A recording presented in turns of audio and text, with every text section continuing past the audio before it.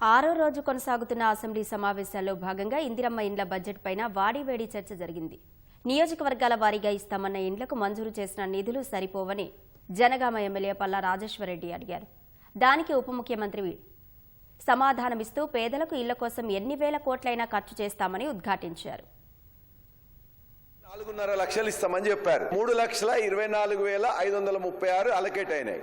అందులో మీరు construction start చేసినాయి 2,62,449.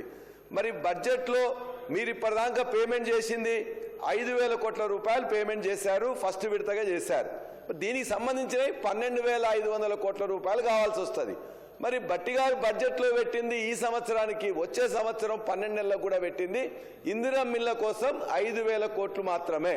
అంటే ఇప్పుడు మీరు శాంక్షన్ చేసి నిర్మాణంలో ఉండే 2,62,449 సంబంధించిన డబ్బులు కూడా వచ్చే బడ్జెట్లో కూడా పెట్టలే. కాబట్టి మరి వీళ్ళకి ఎట్లా పేమెంట్ చేస్తారు?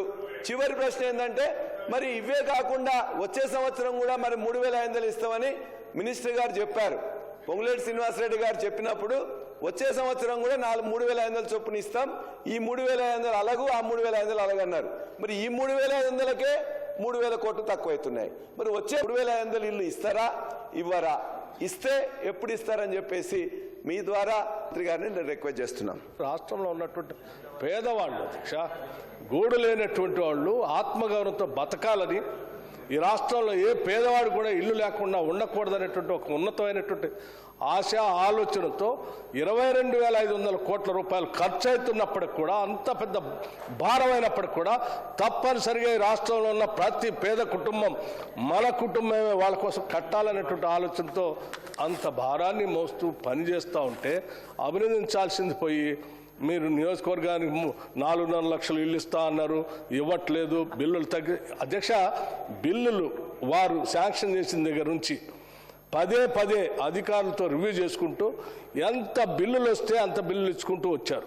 మొత్తంగా 5,000 చిల్లర పైబడి బిల్లులు ఈరోజు క్లియర్ చేశారు సంవత్సరానికి.